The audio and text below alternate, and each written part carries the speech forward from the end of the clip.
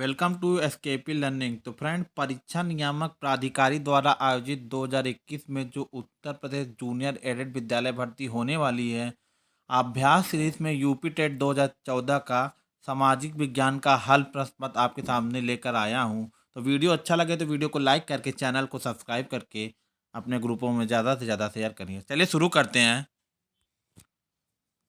Friend, पहला question आ रहा है कि दीन ए इलाही की स्थापना किसने की थी? ए मोहम्मद गजनवी, बी हुमायूं, सी अकबर और डी शेरशाह सूरी। तो इसका जो राइट आंसर हो जाएगा अकबर। अकबर जो था, दीन ए इलाही धर्म की स्थापना 1582 में की गई है। सभी धर्मों को अच्छे गुणों का मिश्रित रूप था। दीन ए इलाही को तहुया ए इलाही के नाम से भी जाना जाता। फ्रेंड, आप लोग जानते हैं कि अकबर ने दीन ए इलाही को बनाने के पीछे जो उसका उद्देश्य था, वह सभी धर्मों के बारे में जानना चाहता था। इस वजह से वह दीन ए इलाही की स्थापना 1582 में फतेहपुर सीकरी में की। नेक्स्ट देखिएगा, निम्नलिखित में से किसे भारतीय नेपोलियन कहा जाता है? ए चंद्रगुप्त, बी हर्षवर्धन और सी चंद्रगुप्त विक्रमादित्य और डी समुद्रगुप्त। आप लोगों को पता है कि गुप्त सम्राट समुद्रगुप्त को भारतीय नेपोलियन कहा जाता था, क्योंकि इसने उत्तरवर्ती और दक्षिणवर्ती कई राजाओं को हराया था, जिस कारण इतिहासकार विंसेंट स्मिथ ने इसे भारत का नेपोलियन कहा। और इन्होंने अश्वमेध यज्ञ का भी आयोजन किया था। नेक्स्ट देखिएगा, त्रिपिटक ग्रंथ किस धर्म से संबंधित है? तो त्रिपिटक जो है फ्रेंड, वैदिक धर्म, बौद्ध धर्म, जैन धर्म, शैव धर्म। तो बौद्ध धर्म से संबंधित है त्रिपिटक, यानी बौद्ध धर्म का ग्रंथ है। इसमें एक सुत्त पिटक होता है, एक विनय पिटक होता है, एक अभिधम पिटक होता है। नेक्स्ट देखिएगा, महाराजा धीराज की उपाधि धारण करने वाला प्रथम गुप्त शासक? ए सी गुप्त, बी घटोत्कच, सी चंद्रगुप्त प्रथम और डी चंद्रगुप्त द्वितीय। तो फ्रेंड, यहाँ पे जो हो जाएगा, चंद्रगुप्त प्रथम जो थे महाराजा धीराज की उपाधि से ही अपने को संतुष्ट करता है। अभी तो चंद्रगुप्त द्वितीय जो है विक्रमादित्य की उपाधि से विक्रमादित्य की उपाधि धारण करता है। और सी गुप्त जो है गुप्त वंश का संस्थापक है। तो देखिए व्याख्या, चंद्रगुप्त प्रथम 319 से 335 में गुप्त वंश का स्वतंत्र शासक बना। इसी के द्वारा सर्वप्रथम महाराजा धीराज की उपाधि धारण की। हुमायूं नामा किसने लिखा फ्रेंड? तो ए अब्बुल फजल, बी बदायूनी, सी गुलबदन बेगम और डी हुमायूं। तो फ्रेंड, यहाँ पे जो राइट आंसर हो जाएगा गुलबदन बेगम। गुलबदन जो बेगम जो थी, हुमायूं की बहन थी। इन्होंने हुमायूं नामा लिखा और अब्बुल फजल के द्वारा आईने अकबरी तथा अकबरनामा की रचना की गई है। चलिए फ्रेंड, नेक्स्ट देखिएगा, भारत में परमाणु शक्ति का केंद्र कौन सा है? ए डिगबोई, बी चंद्रपुर, सी रानीगंज और डी कलपक्कम। तो देखिए फ्रेंड, यहाँ पूछा रहा है परमाणु शक्ति। कलपक्कम में जो है परमाणु विद्युत केंद्र तमिलनाडु राज्य में स्थित है। इसकी स्थापना 1983 में रूस के सहयोग से हुई थी। और ये क्या है? परमाणु शक्ति केंद्र है। असम का डिगबोई तेल से संबंधित है। देखिएगा, पृथ्वी और सूर्य के मध्य अधिकतम दूरी की स्थिति को किस नाम से जाने जाते हैं? ए उपसौर, बी अपसौर, सी विषुवत और डी संचालन। तो पृथ्वी और सूर्य के बीच जब अधिकतम दूरी होगी तो उसको हम लोग क्या कहेंगे? अपसौर कहेंगे। और ये स्थिति 4 जुलाई को पृथ्वी सूर्य के निकट अधिकतम दूरी पर स्थित होती है। यह घटना अपसौर एब्लिएशन कहलाती है तथा 3 जनवरी को पृथ्वी सूर्य के निकटतम आती है। यह घटना उपसौर कहलाती है। यानी जब दूर रहेगा तो उसको क्या कहेंगे? दूर को कहेंगे अपसौर। क्या कहेंगे?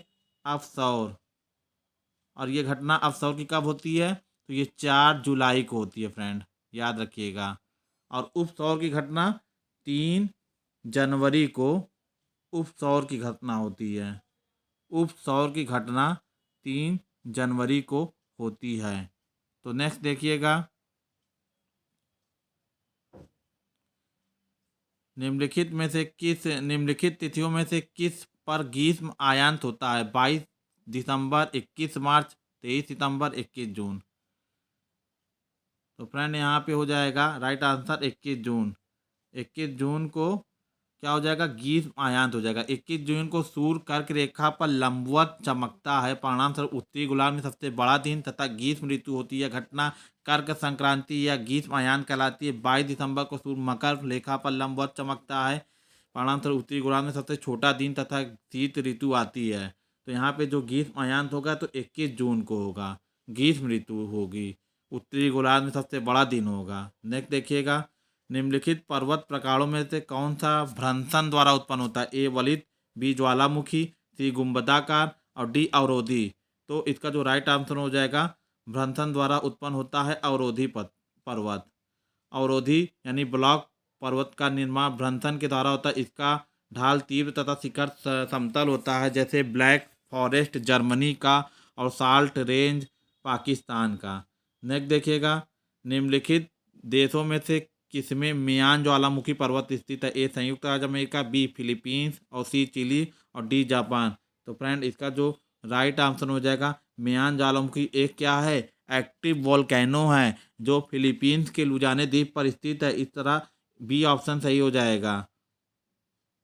निम्नलिखित युग्मों में से कौन सही सुमेलित नहीं है? एस्चुरी नदी, लटकती नदी हिमानी, नूना नूनाटक, भूमिगत जल, यारडंग पवन। तो इसमें पूछा जा रहा सही सुमेलित नहीं है, तो ये नूनाटक भूमिगत नहीं है। एस्चुरी नदी जैसे बनाती है, जैसे नर्मदा हो गई, लटकती घाटी हिमानी, नूनाटक किसी हिमानी ग्लेशियर हिम चादर या बर्फ से पूरी तरह ढके हुए विस्तृत क्षेत्र में एक बर्फ रहित खुला हुआ पथरीला पहाड़ या चट्टान होता है। इसे हिमानी द्वीप भी कहा जाता है। यार्डंग पवन होती हैं। बिजली चमक एवं मेघ गर्जन विशेषताएं हैं। समताप मंडल, क्षोभ मंडल, मध्य मंडल, आयमंडल।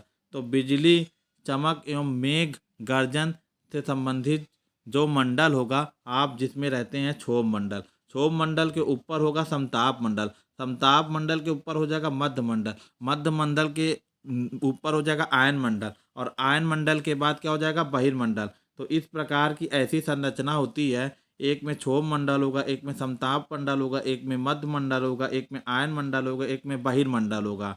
तो इस तरह ये क्या हो गए हैं, 5 प्रकार के मंडल हो चुके हैं। और हम लोग जिस मंडल में रहते हैं, क्षोभ मंडल। नेक्स्ट देखिएगा, निम्नलिखित में से कौन सी शीत महासागरीय धारा है, यानी ठंडी महासागरीय धारा? ए ब्राज़ील, बी क्यूरोसियो, सी वेनेजुला और सी गाल्फस्टीन। तो फ्रेंड यहाँ पे जो ठंडी शीत ज्वाला हो जाएगी, वेनेजुला की हो जाएगी। वेनेजुला जल धारा दक्षिणी अटलांटिक महासागर की ठंडी जल धारा है, जो दक्षिणी अटलांटिक में अफ्रीका के पश्चिम तट के सहारे की ओर बहती है। नेक्स्ट देखिएगा, सूचना का अधिकार अधिनियम कब पारित हुआ? ए जुलाई 2007 में, बी जून 2006 में, सी मार्च 2005 में और डी 2005 में।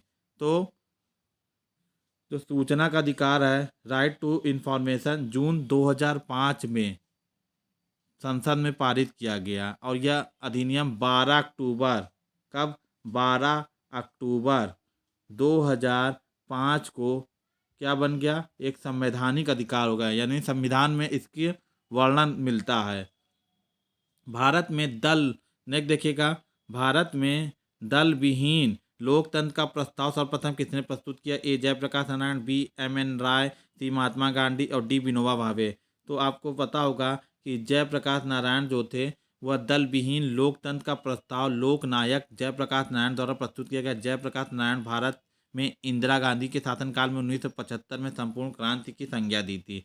यानी पूछा जाए यहाँ पे कि जयप्रकाश नारायण किस प्रधानमंत्री के समकालीन थे, तो यहाँ पे आप अगर क्वेश्चन एडिशनल बनेगा तो आप लोग लिख दीजिएगा कि इंदिरा गांधी के समकालीन थे। इंदिरा गांधी के क्या थे, कंटेम्परेरी। नेक्स्ट देखिएगा, संविधान में मूल कर्तव्यों को किस समिति की अनुशंसा पर शामिल किया गया? कर्ण सिंह समिति, कृपालानी समिति, स्वर्ण सिंह समिति, अशोक मेहता समिति।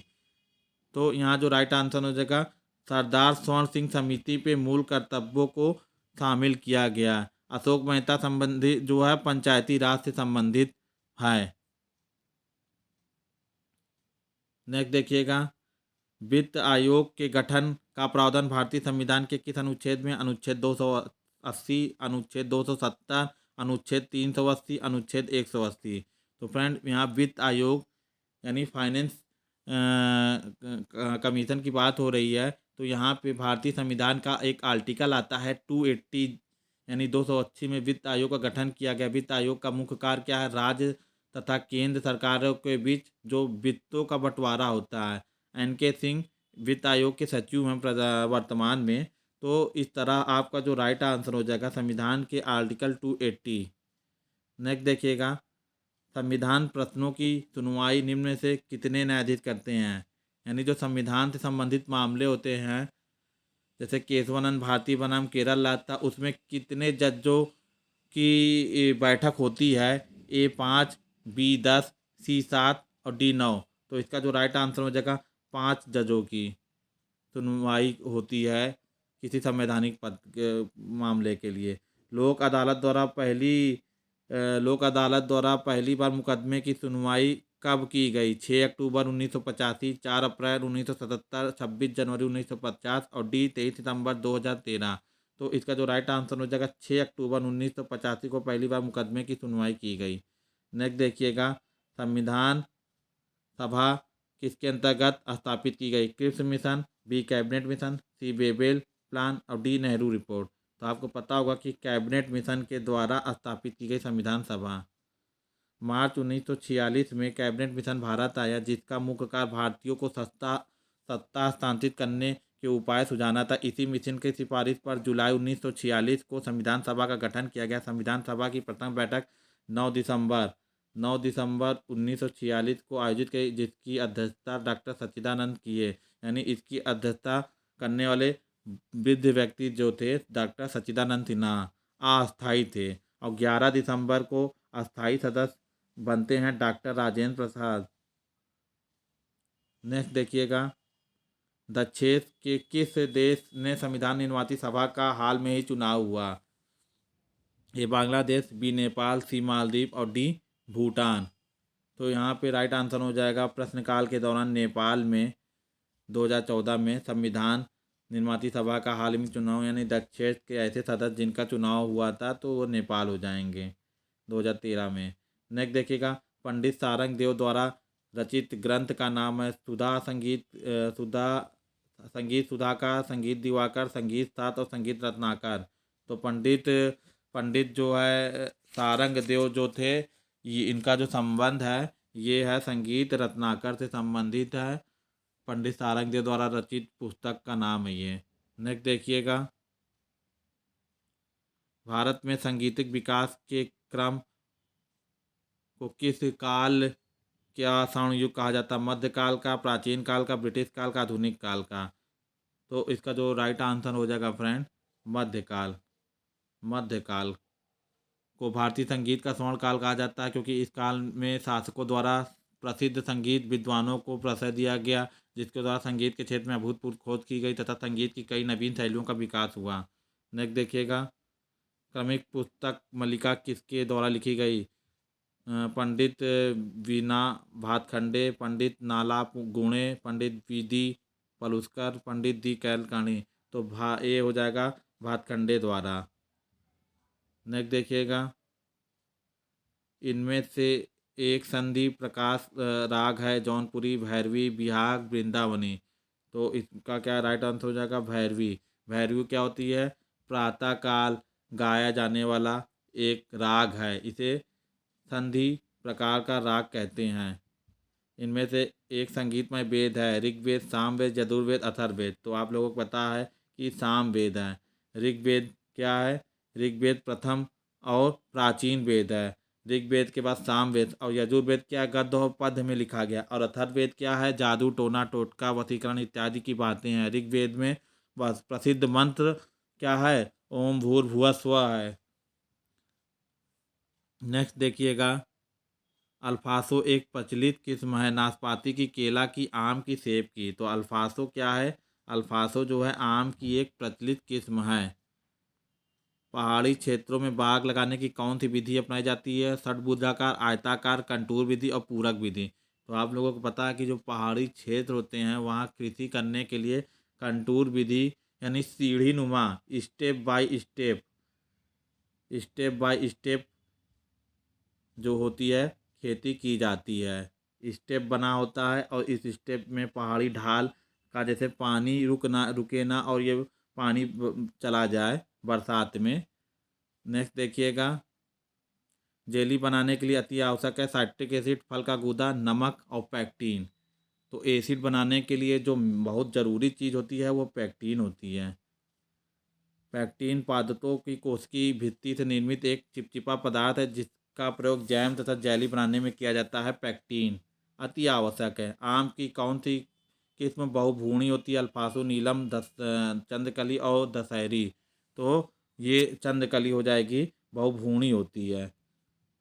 चंद्रकली आम की एक प्रजाति है जो बहुभूणी होती है। गार्डन रेक का उपयोग किया जाता है कृंतक हेतु, पौधा प्रसरण हेतु, खरपतवार एकत्रीकरण हेतु, काट छांट हेतु। तो इसका जो राइट आंसर हो जाएगा सी, खरपतवार एकत्रीकरण हेतु। अचल संधि पाई जाती है कोहनी में, कपाल में, कलाई में, घुटनों में।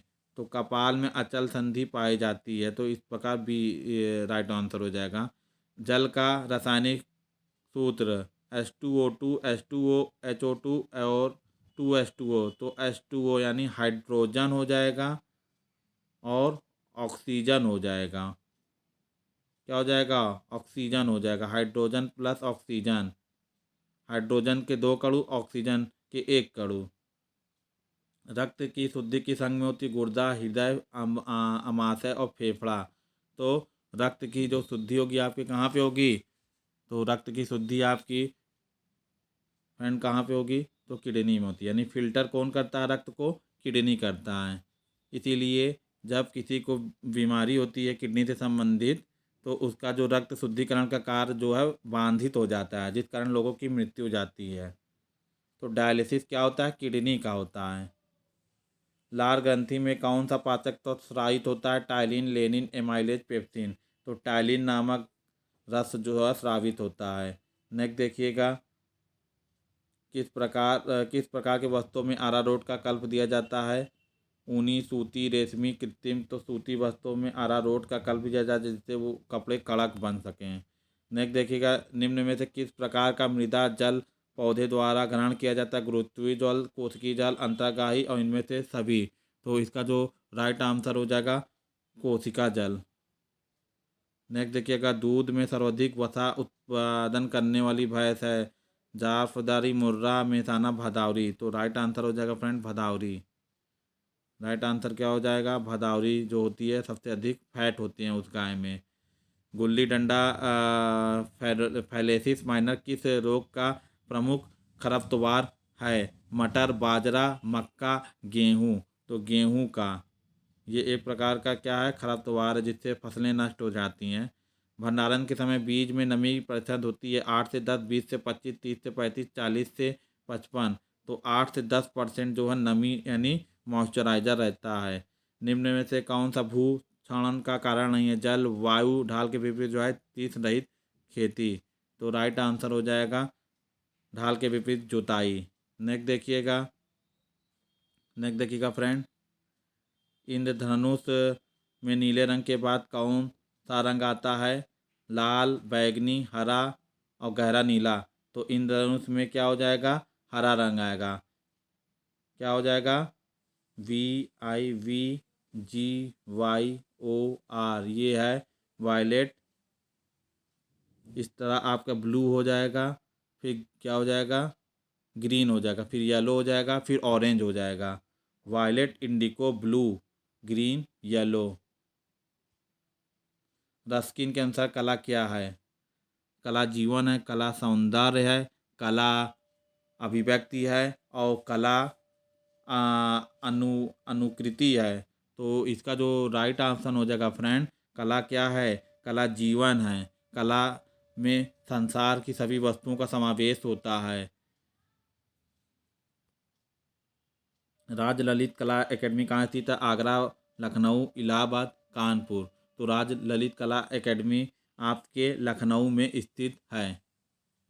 नेक्स्ट देखिएगा, बाज नामक बाज पक्षी नामक चित्र का चित्रण किस मुगल शासनकाल में हुआ? अकबर, बाबर, हुमायूं, जहांगीर। तो जहांगीर के शासनकाल में हुआ। प्राथमिक रंग होते हैं 2, 3, 5, 1। तो प्राथमिक रंग कितने होंगे? 3 होंगे। 3 प्राथमिक रंग होंगे। पेनाल्टी स्ट्रोक किस खेल से संबंधित है? Hockey, football, cricket, volleyball. तो पेनाल्टी स्ट्रोक हॉकी से संबंधित शब्दावली है। टेक ऑफ बोर्ड किस स्पर्धा से संबंधित है? ऊंची कूद, लंबी कूद, जेवलिन, शॉट पुट। तो यह संबंधित है टेक ऑफ बोर्ड, लंबी कूद। Penalty stroke hockey. नेक्स्ट देखिएगा, बोनस लाइन किस खेल से संबंधित है? Kho kho, kabaddi, badminton, volleyball. तो ये संबंधित है कबड्डी से। Bonus line. फुटबॉल टीम में खिलाड़ियों की संख्या कितनी होती है? 13, 11, 7, 9। तो इसका राइट आंसर हो जाएगा 11। अब 11 किस किस में होते हैं? 11 आपके क्रिकेट में भी होते हैं। लॉबी किस खेल से संबंधित है? Kabaddi, kho kho, badminton, volleyball. तो कब लॉबी संबंधित है खो खो से। नेक्स्ट देखिएगा, सामाजिक अध्ययन शिक्षण का मुख्य उद्देश्य छात्रों में निम्नलिखित भावना का विकास करना है। राष्ट्रीयता की भावना का, प्रांतीयता की भावना का, स्थान विशेष की भावना का, जातीयता की भावना का। यानी सामाजिक अध्ययन के शिक्षण का उद्देश्य क्या होना चाहिए? तो इसका जो फ्रेंड राइट आंसर हो जाएगा राष्ट्रीयता, यानी नेशनैलिटी आपके अंदर डेवलप्ड करने के लिए किया जाता है कि आप राष्ट्र के बारे में समर्पण भावना से कार्य कीजिए। निम्नलिखित में से कौन सा विषय जो सामाजिक अध्ययन के विषय वस्तु प्रदान नहीं करता है? नागरिक शास्त्र, इतिहास, भूगोल, रसायन शास्त्र। तो यहाँ पे रसायन शास्त्र क्या है? यह विज्ञान से संबंधित एक शास्त्र है जिसमें रसायनों का अध्ययन किया जाता है, केमिकलों का अध्ययन किया जाएगा। सामाजिक अध्ययन लोगों तथा सामाजिक एवं भौतिक वातावरण के प्रति उनकी पारस्परिक क्रिया से संबंधित है, ऐसा कथन है। MP मुफात, राष्ट्रीय शैक्षिक अनुसंधान परिषद, माध्यमिक शिक्षा आयोग, RC एडविन। तो इसका जो राइट आंसर हो जाएगा फ्रेंड कि क्या हो जाएगा फ्रेंड? इसका जो राइट आंसर हो जाएगा डी। नेक्स्ट देखिएगा, सामाजिक अध्ययन के अंतर्गत भूगोल शिक्षण हेतु सर्वाधिक उपयोगी शिक्षण सामग्री है मानचित्र, समय रेखाचित्र, फ्लैश बोर्ड, बैरोमीटर। तो भूगोल को पढ़ाने के लिए मानचित्र उपयुक्त होगा। जैसे यदि आपको ब्रह्मांड के बारे में या पृथ्वी के बारे में या पृथ्वी के देश के बारे में पढ़ाना है तो फ्रेंड, जैसे यदि आपको पृथ्वी के बारे में या ब्रह्मांड के बारे में या पृथ्वी की आर्थिक संरचना के बारे में पढ़ाना है तो आप लोगों के लिए क्या जो उपयुक्त होगा? ये मैप होगा। अगर आपको देश के बारे में बताना आपने या राज्य के बारे में बताया तो गुजरात किधर पड़ेगा, अरब सागर इधर पड़ेगा, बंगाल की खाड़ी इधर पड़ेगी, हिंद महासागर पड़ेगा। तो इस चीज़ को पढ़ाने के लिए भूगोल का मानचित्र वेरी इम्पोर्टेंट होता है। इतिहास हमारे संपूर्ण भूतकाल का वैज्ञानिक अध्ययन का लेखा जोखा है, यह कथन किसका है? डॉक्टर राधाकृष्णन, रेप्सन, प्रोफेसर घाटे, जोन। तो प्रोफेसर घाटे का कथन है कि इतिहास हमारे भूतकाल का वैज्ञानिक अध्ययन का लेखा जोखा है। खजुराहो मंदिरों को निर्मित कराया होलकर, पल्लव, बुंदेला, चंदेल। तो आप लोगों को पता है कि चंदेल राजाओं ने खजुराहो मंदिर को निर्माण कराया जो मध्य प्रदेश में स्थित है और विश्व प्रसिद्ध है। ये 11वीं 12वीं शताब्दी में इसको बनाया था चंदेल शासक ने। कनिष्क का दरबारी चिकित्सा नागसेन, श्रुश्रुत, अश्वघोष, चरक। तो चरक क्या थे?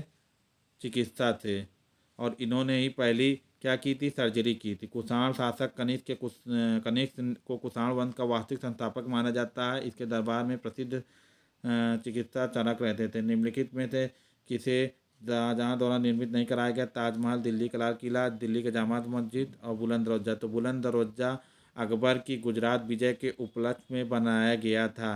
ताजमहल का निर्माण आगरा में है, दिल्ली की जामा मस्जिद दिल्ली में लाल किला के सामने और दिल्ली का लाल किला शाहजहाँ द्वारा निर्मित स्थापत्य कला में ताजमहल, दिल्ली का लाल किला, जामा मस्जिद इत्यादि का निर्माण किया गया। लेकिन अकबर द्वारा 1571 ईस्वी में गुजरात विजय की स्मृति में फतेहपुर सीकरी में बनवाया गया। गांधी जी ने असहयोग आंदोलन कब शुरू किया? तो तो गांधी जी ने 1 अगस्त 1920 को असहयोग आंदोलन शुरू किया। क्यों शुरू किया? क्योंकि वह जो है ब्रिटिश नीतियों के विरोध में ऐसा असहयोग आंदोलन, यानी क्या होता है, अब हम लोग ब्रिटेन को सहयोग नहीं देंगे, यानी उनके किसी भी नियम को नहीं मानेंगे, उनके किसी भी टैक्स को नहीं चुकाएंगे, उनके द्वारा बनाए गए कोई भी स्कूल में हम लोग शिक्षा ग्रहण नहीं करेंगे, उनकी बनाई गई कोई भी कपड़ों का हम बहिष्कार करेंगे।